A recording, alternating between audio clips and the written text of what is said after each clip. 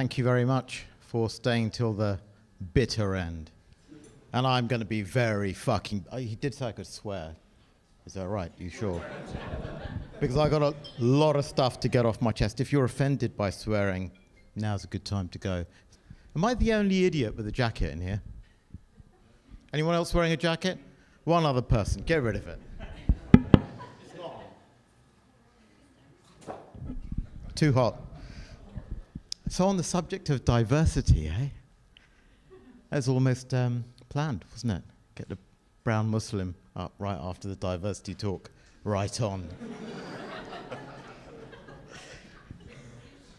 How many of you know me or have heard of me? Shit, I'm nowhere near as famous as I thought. Okay, I didn't know what to talk about. And I asked Dan, what do you want me to talk about? And he said, here's a list of stuff. And this spew came into my inbox, like 10 different subjects. And I said, fuck it, we'll talk about all of them. So that's what we're going to do, okay? How do I make an iPad work? Okay, there we go.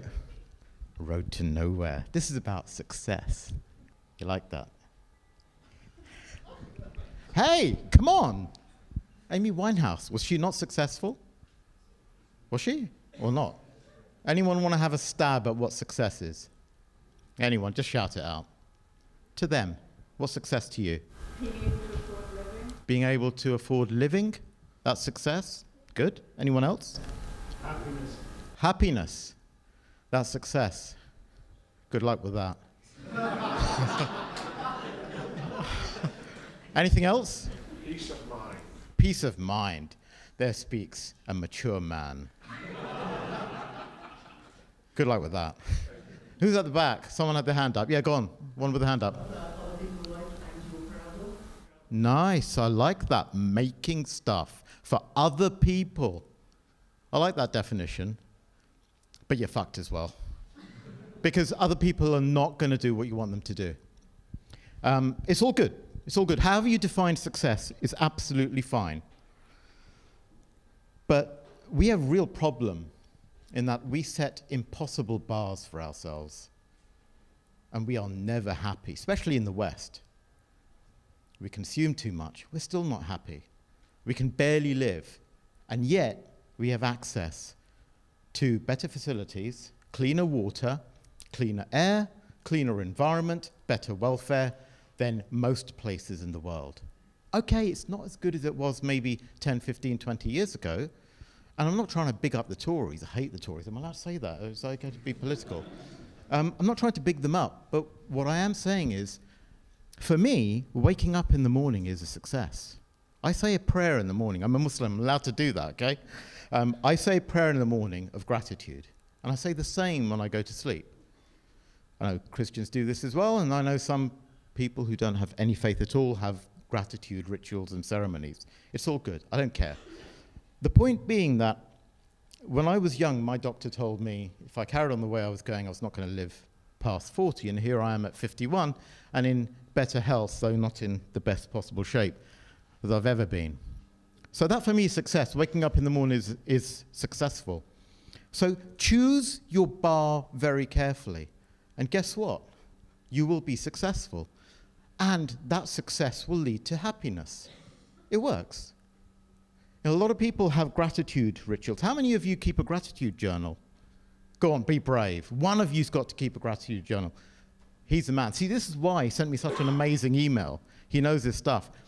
Just finding something from the day to be grateful for, because otherwise you'll find, like I did through my 20s, 30s, 40s, that years would pass and I'd be going, life is so shit. What am I doing here?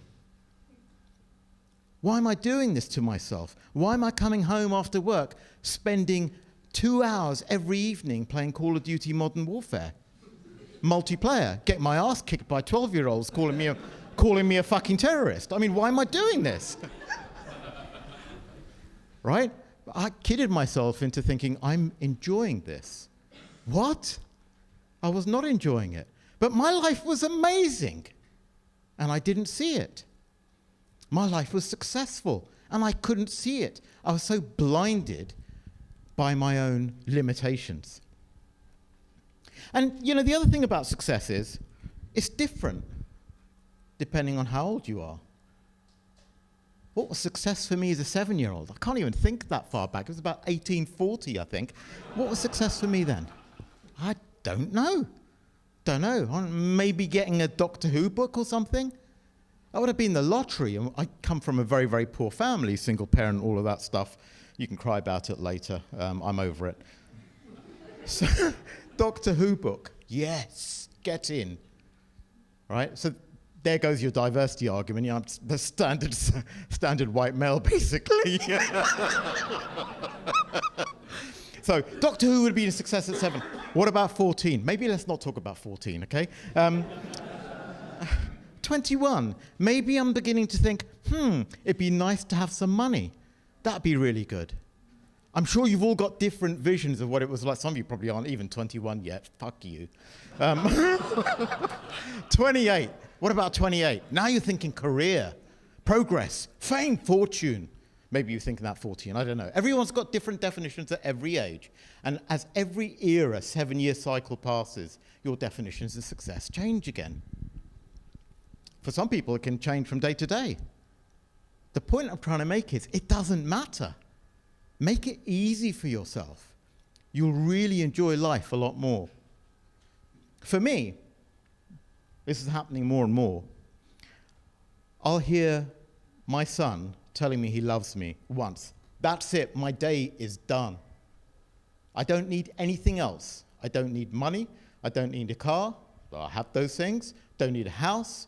If I just hear that from my son, and I've prompted him through my upbringing of him to say that, that is success. Success is not, I'd love to make a game that sold millions, but that's my ego from age 21 talking. Whether it sells millions or not, I don't give a shit. If I help improve one person's life, whether it's my son or somebody else, that's success. Now, Amy Winehouse, was she successful? Yeah, she was. She did achieve what she set out to achieve in a way that very few of us will ever be able to manage. Here's the problem. She forgot one thing. She didn't take care of herself. And in your definitions of success, if you're not taking care of yourself, I'm not saying being selfish. I'm just saying take care of yourself. Put yourself first, not in a selfish way, but in a way that makes you the best possible vehicle to deliver joy to the people that you love or care about in your life. And if you haven't got people that you love or care about in your life, it might take some time, but you will find them when you start giving. We can stop there, I suppose. Shall I carry on? I've got 5 presentations, by the way. I'll speed it up a bit. Okay. You've seen this graph. You've all heard about the Dunning-Kruger effect, right? Who's heard about the Dunning-Kruger effect? Pretend. Go on, I don't care. It's fine. It's fine. I do. I'd put my hand up, hoping not to get called out. Okay, Dunning-Kruger effect. Basically, this is thick fuckers, okay, who think that they're not thick. People like me, when I started to play bass, I was thick, right? My mate came over, Jason, his name, brilliant musician. I just got a bass, and he said, play a scale. So I played this scale. And he goes, what the hell was that? There's a scale. He said, you're supposed to tune your bass first. So you see, this was my unconscious incompetence. I'm all the way up there. I know absolutely nothing, but I'm supremely confident in my ability. Yes, I can do this. And then you start down the slippery slope. Shit, I can't tune a bass. Shit, I can't play on my left hand at the same time as my right hand. Shit, there are more scales than the major scale? And you just go on, and you're into this, you're looking at this abyss of despondency. I'll never be any good. But that is where you have got to carry on, and most people don't. So what a lot of people do nowadays is they're there, they don't realize it, they think they're great, Instagramming themselves, looking fantastic at parties, but that inside their soul is gone. I know, because I did this. Right? And you're looking at this abyss of despondency and you're going, this is never going to get any better. But that's when the brilliant stuff starts. That's when you start to finally integrate real skill. You'll never be that confident again, right? You'll be an ace at whatever you do, but you'll never be that confident again. So my philosophy is, if I don't think about success, but I think about progress, my life's a lot better. And I'm not saying get better every day. I'm saying move towards your goal in a meaningful way, a little bit every day. So I never miss a day of writing in my gratitude journal, because if I miss one day, I will feel worse the next day, because I will have forgotten how good my life is. Some of the best moments I ever had in my life was when I was the poorest. And I know they say the best things in life are free. That's bollocks, by the way. Always better to have money, if you can. But the best things in life are significantly enhanced by money. When you haven't got that weight of expectation, you've got to pay the rent. You've got to make it this month somehow. But there's still other stuff you can look at. I can take a breath. Hey, I'm standing. I know people who can't. Hey, I'm a type 1 diabetic. Could lose my legs any time. In fact, I've got severe neuropathy, so every day I've still got my feet is a bonus. It doesn't sound like much, but imagine having £1 million and no feet. I would not want that. Quite happy with my feet, thank you very much. Don't use them for much, but hey, that's a different problem. Focus on progress, not on events. What's an event? An event is something that you think is life-changing. So someone goes, oh yeah, my game sold 1 million units. Oh, you fucker. I hate you. I hate you, right? Immature people will say that. How come you sold 1 million units? I've been working at this ages, you know, how come? You're lucky. No. What you didn't see is 4, 10, 15, 20 years, however long it took, slogging their guts out every single day, working on their craft, trying to get better and better and better, pushing themselves harder and harder and harder, until they were carbon turned to diamond. You didn't see that. You just saw the overnight success in the newspaper or the media. Focus on progress. That is what gives you the event. The event will pass. I used to say to Lorenzo and the team, Lorenzo sitting over there. Lorenzo, by the way, is one of the best things that ever happened to video game developers in this country. So please give him a hand.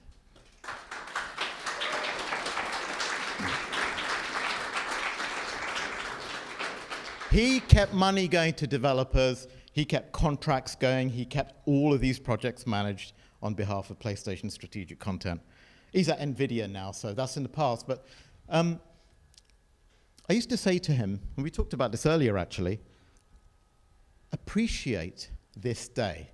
You know, when we were riding a wave of amazing publicity, appreciate this day.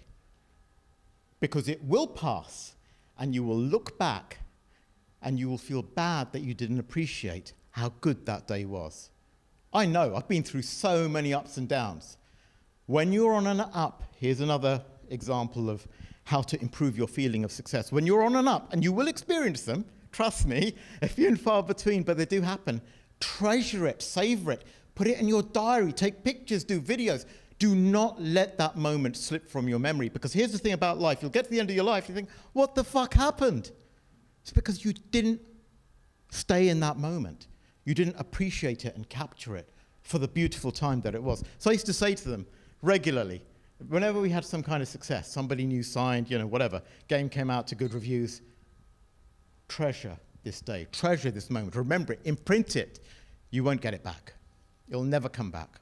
It'll be something else, but it won't come back. I'm not going to talk to you about the competence model, otherwise we'll be here till tomorrow. He got cleared! Well, of one charge anyway. So, your reputation is all you've got, okay?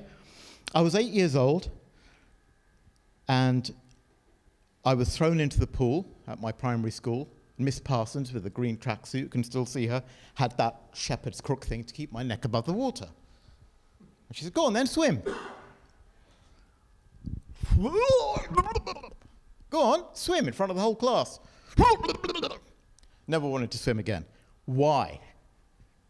Why did I think I could swim? Because I'd watch this fucker on the telly. He taught swimming on the telly. Oh, I can do that. So you remember the Dunning-Kruger thing? That was me with swimming.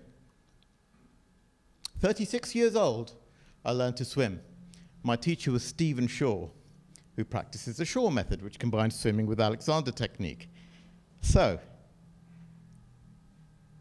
be careful who you pick as your teacher.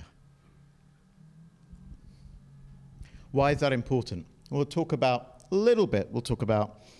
how the teacher that you choose and the skill that you develop is extremely important. It will accelerate your progress to success.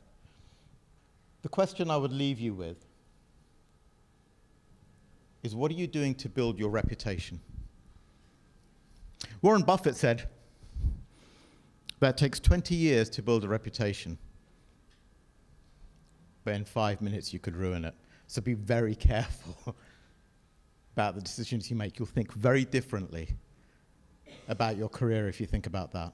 One wrong decision can completely trash things for you. Oh, sorry, I forgot about this one. So, okay, this is cool. This is really important for me. So, anyone remember luminous watch faces? Yeah? Anyone got one? So you know how, like, at nighttime, I've got this fucking Apple thing. Anyway, you'd look like this, right? And you'd see it. But if you look straight on, you wouldn't see it. Yeah? You know about rods and cones. I take it you're very, very clued up developers. The thing is, you can only find new things by not looking for them. Yeah, think about that one for a minute. You can only find new things when you're not looking for them. You know what the known set is. If you're looking for something that you know about, it's not new. It exists, you know what you're searching for. Were Pfizer looking for Viagra? No, they were not. Anyone knows what they were actually looking for? No one wants to. No. It's okay, the over 40s can say. Anyone? They were looking for a heart drug. And they found that this drug had an unusual side effect. Guess what? They're minted. But they were not looking for a drug to help men with erectile dysfunction. Yeah, targets are shit. Forget about targets. When you're trying to innovate, targets are your biggest enemy. I do like 2,000 hours on targets. We won't bother with that. Don't worry about being on the wrong path. Just style it out. You know how to do that. You can style it out. I've done it plenty of times. You know, someone told me when I was at PlayStation, when I just joined in 2005, that being an account manager is where producers go to die. But I had a different idea. It kind of worked out all right for me. You know, go for novelty. Because the stepping stones to walking don't necessarily look like walking. When you were a kid, you teetered and tottered all over the place. That didn't look like walking, but you managed it in the end. You discovered it. It's very interesting that all the great discoveries happen when you spend long enough experimenting, mucking about, trying stuff out, not looking for something. Alexander Fleming, penicillin. Was he looking for penicillin? No, he was not. I challenge you to look for some real innovations like this. You know, there's tons. The Post-it note. Discovery happens by going somewhere new. The comfort zone is death. You want to be comfortable, death is a comfort zone. Get uncomfortable. I take cold showers regularly. Who wants to take cold showers in the right mind? Because it gets me used to the idea that I can handle discomfort. So when I go for like a physical training session, yes, I know, but I do, otherwise I'd be like this. I know that I can handle the pain.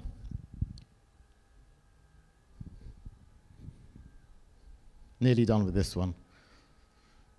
I'll just leave you with one thing. Do you think Mike Daly, anyone heard of Mike Daly? One hand? Oh, shame on you. Do you think Mike Daly was looking for lemmings? Mike Daly, by the way, is a creator of Lemmings and Grand Theft Auto. Respect Daly. Well, yes and no, kind of. He took over its development. We'll fly through this one because I've already been about 2,000 years. My game design heroes, very quickly. Eugene Jarvis. Why? Because he invented the greatest hardcore game of the early arcade era, then went on to create twin-stick shooters. Robotron. So Defender to Robotron. I mean, who does that? Two completely definitive genres that have defined video games for decades on. Lorenzo's not going to like a lot of this. Oh, hands up if you're over 40, by the way. You're going to hate how fast I go. Hands up if you're under 40. You're going to hate my game choices. Doug Neubauer. This man created one of the greatest video games ever created, Star Raiders on the Atari 400. I urge you to check it out. It is probably the single greatest programming achievement in the history of video games. I encourage anyone to challenge me on that. You've seen my Twitter handle up there. Feel free to lambast me, abuse me. It doesn't make any difference. I don't mind. Chris Crawford. Why? Loads of people hate Chris Crawford. God knows why. He was the one who taught me how to program the Atari 400 in a stylish, interesting way. He wrote the book, or co-wrote the book, De Re Atari, which was a beautiful text about how the innards of the Atari 400 worked. And he told me, not directly, of course, but felt like he was a friend, he told me that he was working on an AI and he had these tanks. It's the most important lesson I've ever learned in video games. He had these tanks and they kept getting stuck in these lakes. And he realized that these U-shaped lakes are the integral to the game. So to fix the AI problem, he just got rid of U-shaped lakes. It's one of my favorite Chris Crawford stories. So that's what I do now. Basically, get rid of the whole game. Just do some graphics, it'll be fine. Matthew Smith, creator of Jet Set Willy. First free-to-wander video game, platform game, rather. Can you see that? Jeff Minter up there. And that's me photobombing him. Because Jeff has stayed true to the style that he loves through his entire career and just kept going and going and going. Never been hugely successful, but he doesn't care. He's done enough. To him, his life is a success. And he's a wonderful, wonderful man.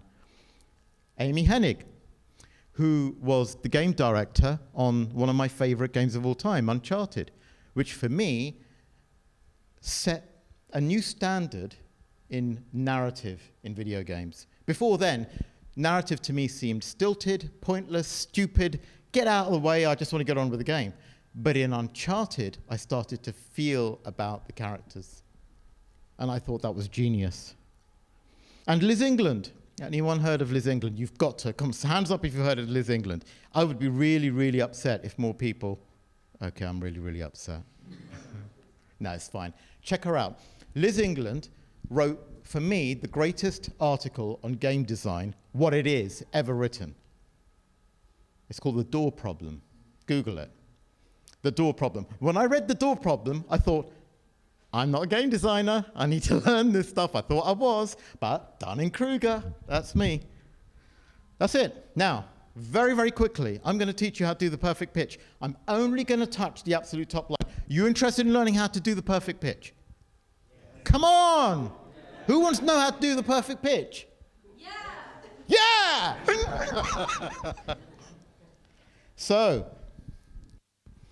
pitching, I'm going to read from the slide. Pitching is demonstrating that you understand the problem and know how to solve it. That's it.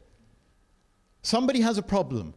You propose to solve that problem and very quickly establish your credibility in being able to do that. That's it. That's all a pitch is. Anyone here from Hello Games?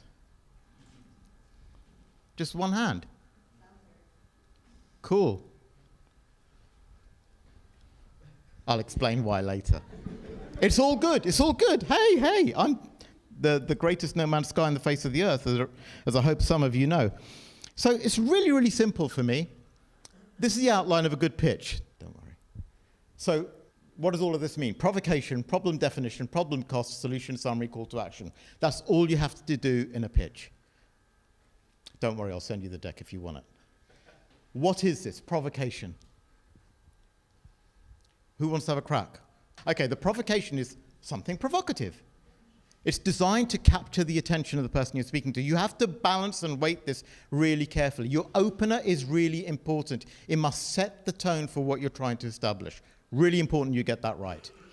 So, I'll give you a very quick example. When Lorenzo and I were at Strategic Content, we were giving a pitch to executive management to ask for a shitload of money to give to independent developers.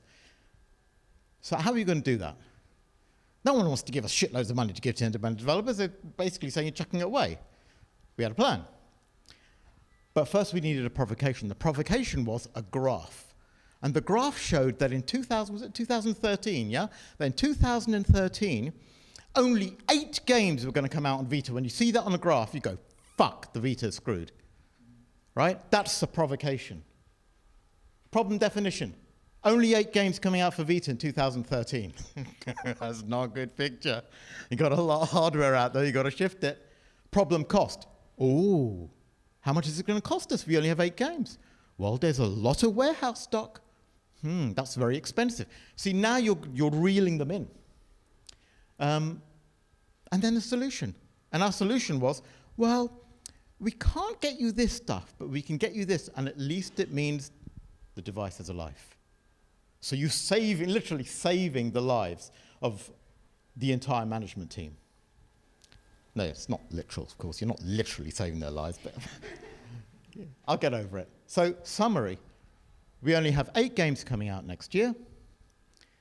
If you let us do this, and this is how we plan to do it, we can have 50-plus games coming out next year. This is all it's going to cost, and we can recover most of that money. Because if we don't, you can fire me. And they said yes. They said yes, and that kick-started the biggest round of investment into video games this country has ever seen, in fact, Europe has ever seen in one cycle. Never been done to that scale before. So that was a call to action. They did it. So, these are the elements that you've got to remember, the attributes you've got to have. I'm not going to go into these in detail. I'm going to cover this in a video at some point. You can buy it off whatever website. I'll sell it on at some point. Affiliate link. I'll send you an affiliate link, Dan. Don't worry. So preparedness. Know your shit. I'm not going to go into detail, okay? Alertness. Be totally and utterly there. So be present. Alert means as the situation changes, you're able to react to it. Presence means that you react appropriately. You are in that moment. You're not lost. Even though I'm rushing, I'm here with you. And I'm very grateful you're here with me. Not worrying about anything. I'm not tense, not worrying about the next few minutes. If he wants to cut me off and say, you know, your time's done, you've blown your budget, it's fine, not a problem. You know, I'll send him the deck and he can share it, whatever. So that's presence. You can develop that, by the way. It just takes practice like anything else. Remember Dunning-Kruger? You look at it and you go, yeah, I can be present, and then you're in a room doing a pitch and go, oh, I'm shitting my pants. But the more you do it, the easier it gets. There's this thing called the cognitive triangle that I can explain one day, not today. And authenticity, just be yourself. Nobody wants you to pretend to be a suit. Nearly done with this. Next level, so advanced. So I'm calling this Papa, and I'll explain why at the end. Add passion and attitude.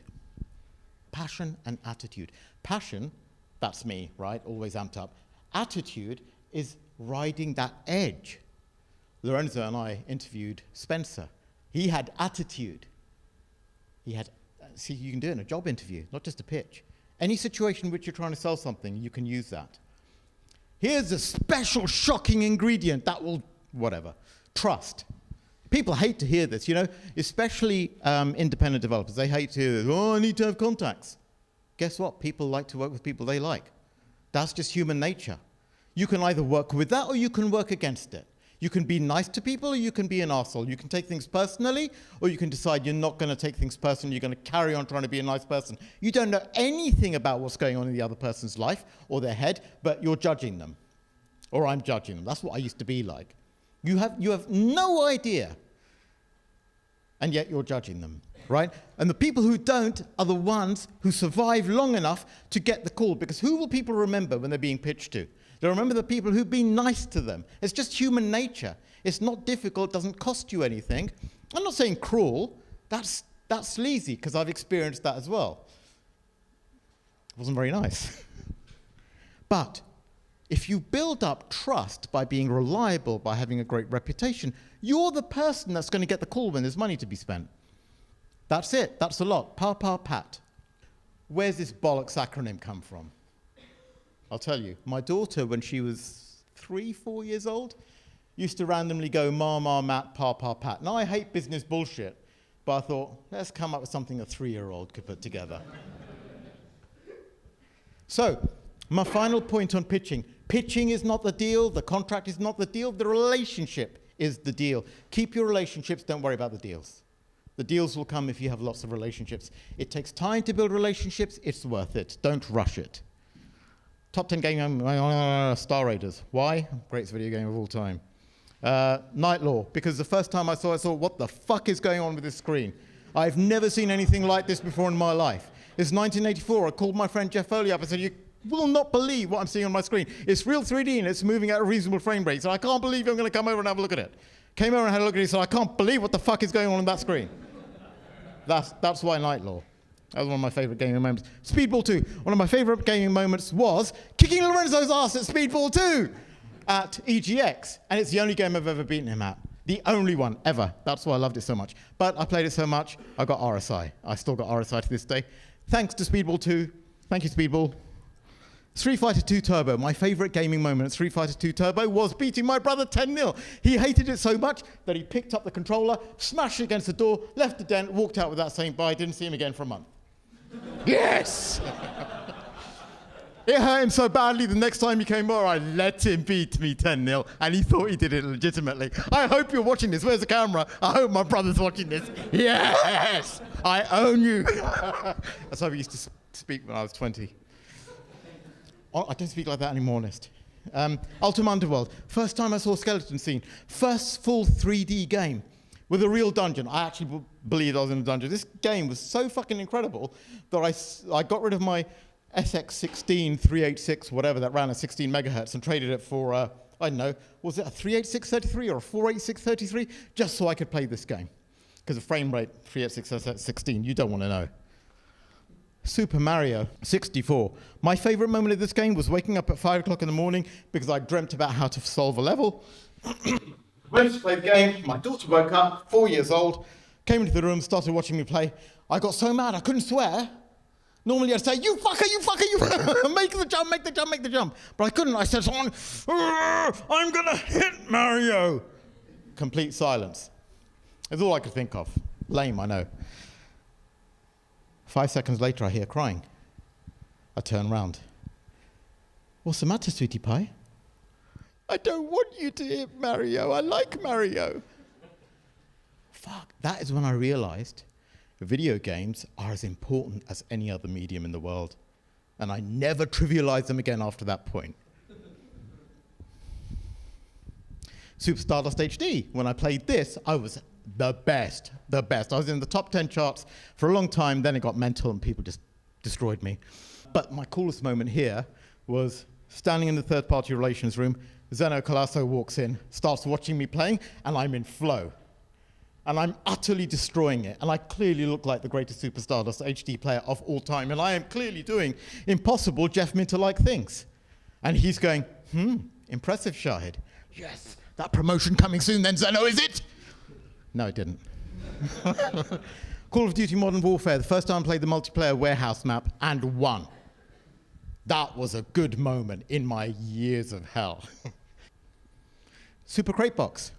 Lorenzo knows this story. I challenged Lorenzo that I would double his score. Was it double your score? Something like that.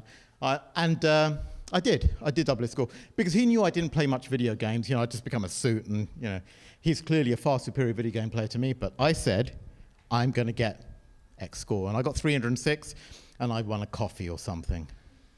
But that was great. Of course, then he had 100 before me. I got the 306, 309, whatever it was, which is pretty hard on Super Crate Box, by the way. He went away and a week later said, oh, by the way, I beat 1,000.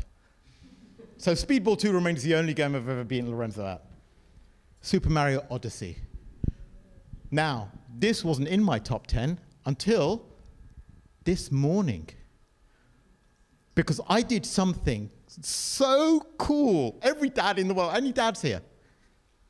Lovely. You'll like this. So my boy's getting upset because I'm not making progress. Spoiler alert. Anyone not played near the end? Close your ears. If you don't want to know about near the end, close your ears now. I'll lower my voice a little. So, there's that lava level. Can you hear me at the back? There's a lava level on the moon, underground. And there is this bastard platform that moves like this really, really slowly, but it only goes one way. It doesn't come back. And you need to be a fucking caterpillar to get around the fence. So I'm thinking, I'm Mario now. A caterpillar's miles away. I can't do this. But I'm thinking, my boy's got to go to school in 5-10 minutes. I've got to fucking do this. There must be a way. It's Nintendo. There's always a fucking way. So I just thought, I'm going to do this for my boy. I'm going to do this. So I turned round. I'm on this platform. And this jump is impossible. And the platform's coming towards me. Remember, platform's only going one way? It's not going towards where I want to go. I've got to do 2 perfect long jumps. I've got to throw my cap in the air to stun the caterpillar, and then I've got to catch the block with my fingers. I didn't think this for more than a microsecond, and then I did it. And I captured the caterpillar and rounded it. And you know what? My wife and son applauded. Get in! 51-year-old, still got it. So this is the most controversial one. You are going to love this or hate this. I guarantee it. I hate the word discoverability. He asked me to do something on discoverability, and I thought about it for quite a while, about 2 minutes actually. And I thought the reason I don't like this subject is because it's bullshit. Discoverability is not a problem if people know what to find. Yeah? What do you mean you're not discoverable? Are you in the store? Yes. Can people search for you? Yes. Why can't they find you? Because they don't know about your fucking game. So, how do you get around that? This is what marketing does. This is the problem, the perennial problem of marketing. Of course, it's become a lot more difficult in this age of mass saturation.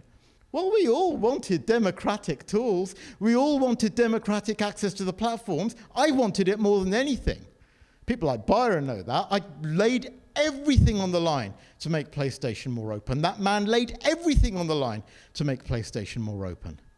But what happens is that if everyone gets in, no one's special anymore. And of course, those first few people who were on the scene benefited from having huge exposure.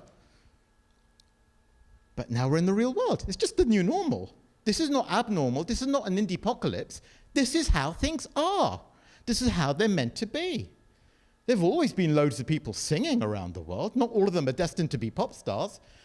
Just because they could record things now doesn't change the numbers. Same with acting. There have always been way more people who wanted to act and become movie stars than actually are movie stars. Just because you can post instant videos on Instagram doesn't change the numbers. And it's the same with video games. I'm sorry, that's just the truth. So what can you do to get around this? The answers are not pleasing, but if you remember what I said earlier about progress, they are nevertheless essential. This is the only way out if you don't have loads of marketing cash. Be remarkable. Your problem is not discoverability. Your problem is obscurity. So how do you overcome that? Be remarkable, and you'll be found.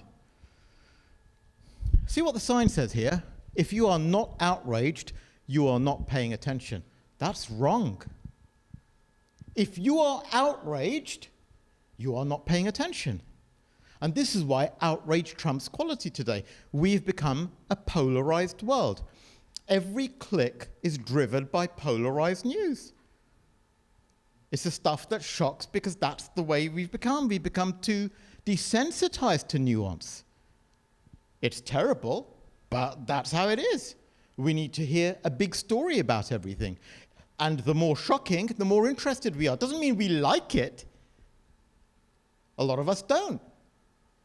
But I'll tell you what, when you've got old school media dying in the face of new media, Yeah, print media is getting annihilated by online media. I heard the wonderful news that Murdoch's papers were making less money than ever before. Yes, yes. Come on. Don't buy the fucking Sun.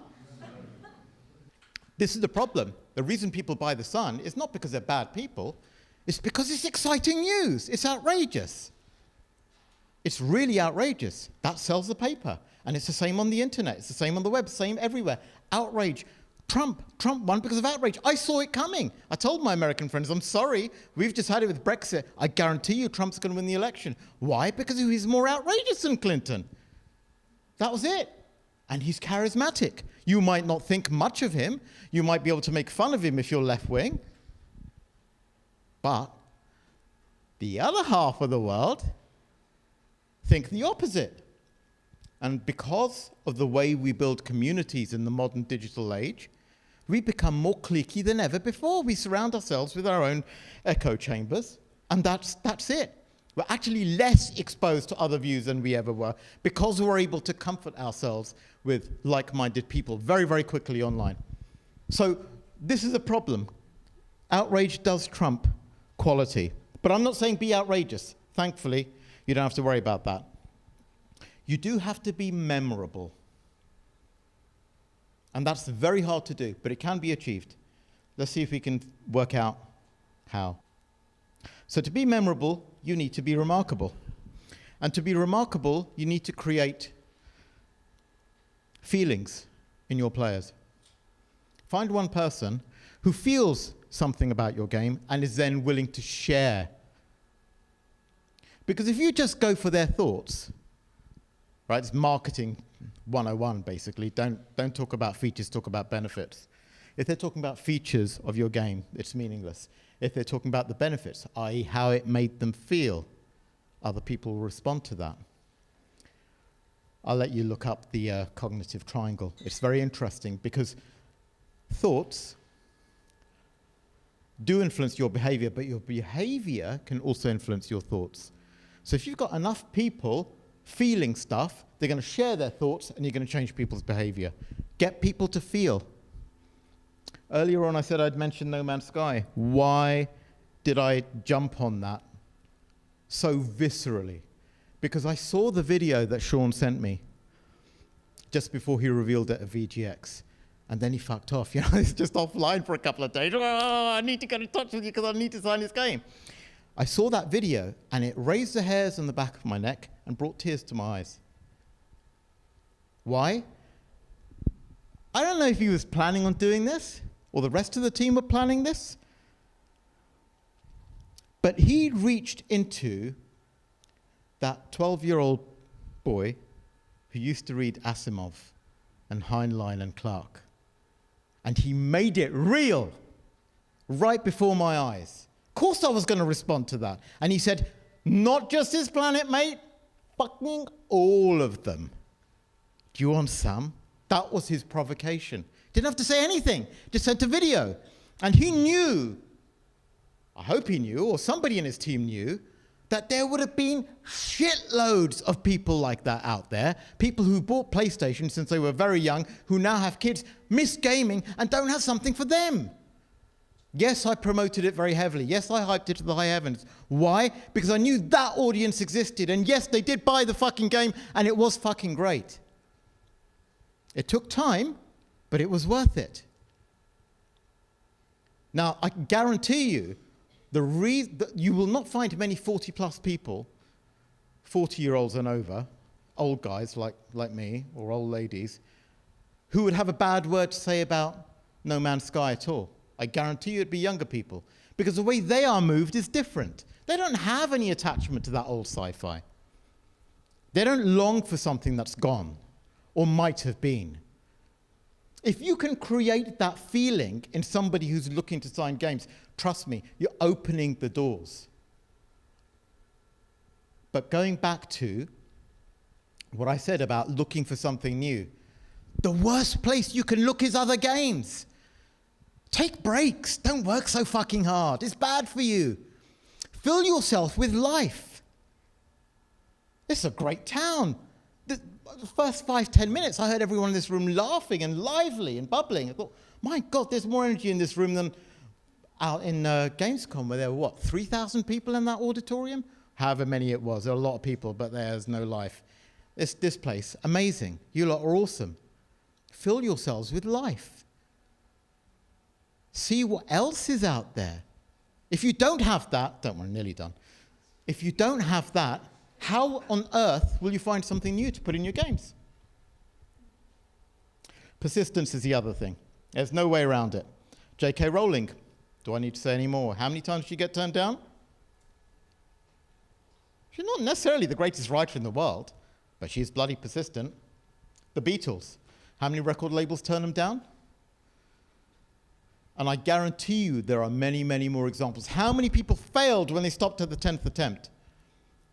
When I was a kid, trying to sell my first video game in 1981, after my third rejection letter, I went upstairs, fell face down on the bed. My mum came up. She knew I was upset.